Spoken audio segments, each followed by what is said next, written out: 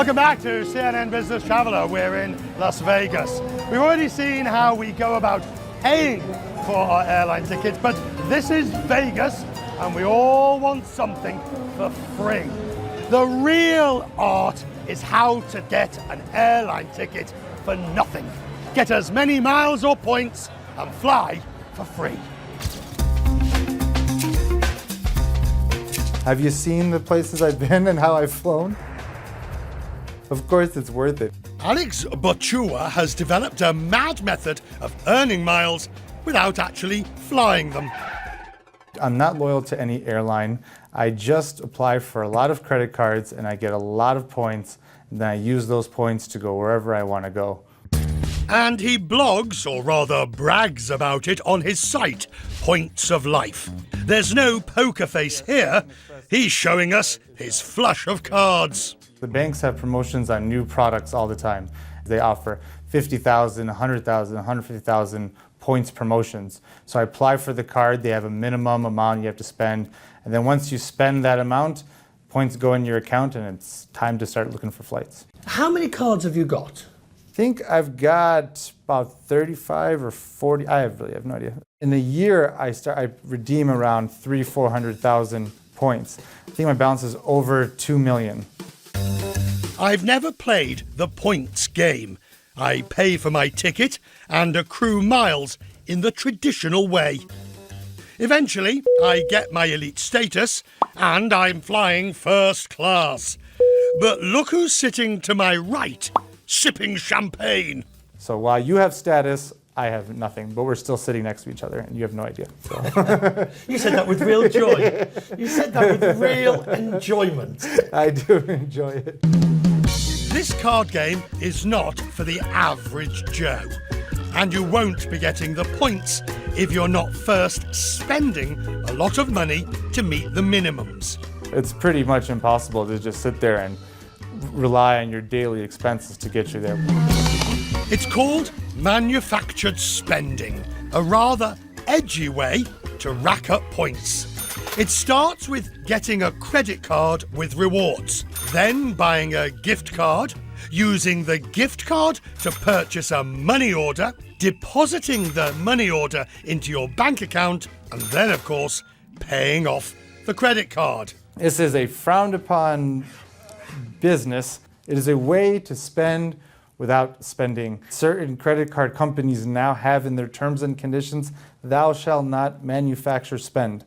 My name's Richard, I'm a hoarder. Nice to meet you, Richard. Welcome. I hoard miles. I don't spend them. You think I'm an idiot, don't you? Yes. Well, do tell me.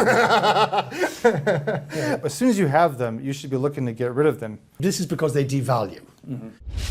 It's worth it when you post the photos and everybody hates you because they're flying coach to Orlando and you're flying first class to Dubai. And when the ticket's $5.60, it's definitely worth it.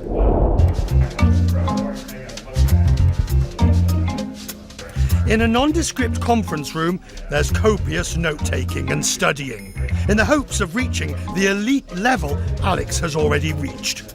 Some of the best travel hacking secrets are being shared in this class, so I sent James Williams back to school. Think of this place as Travel Hack U, and from these lecterns, students learn how to play a game of cat and mouse between the airlines and the hackers, minimizing their spend while maximizing their earn. The game is fully afoot. For the students here today, men and women, young and old, it's not just a hobby. In fact, it's not even an obsession. It's an art form. Raise your hand if you earned at least tens of thousands of IHG points just by sending in postcards. We're teaching people how to redeem those miles for trips that can cost $20,000 one way, how to utilize that elite status, Fifth Freedom routes, different airlines of different alliances that may not necessarily be, common knowledge. There's incredible complexity to this issue, and it's constantly changing. It is. That's why we host so many courses a year, is because of this changing information, and we've got repeat customers year after year, session after session. Banks and airlines get wise to the hackers' tricks and then promptly shut them down. Many of you, if not all of you, have probably had your accounts frozen by now, where you can't do that anymore. So those things are tough on all of us. Some classes are so secret, in fact, and their information so prized that they wouldn't let our cameras in. Whole hours are dedicated to each major airline, and this morning it's the pros and cons of just about every major credit card on the market. It all got very complicated very quickly, so for me, some one-on-one coaching was absolutely necessary. First, get as many cards as the banks will give you. Your credit scores will probably improve if you manage them correctly. Get a hotel credit card. Many of these credit cards give you elite status with that hotel. Then you can turn around, go to other hotel chains and say, I have this status, will you match me? Get a credit card, usually a premium credit card, such as an Amex Platinum, a Citi Prestige that has worldwide airport lounge access, and scale all this with your family members. If you're traveling with a spouse or partner, each get hotel cards, and then you'll get double the benefits. This is what we do with the top speakers in the industry. I mean, our folks write top-level websites, and we know top-level insiders and CEOs in the industry, and we're the ones that can sort of provide that expertise where others can't. So you're the king of frequent flyer point education. If you will, we're the elite status of frequent flyer miles.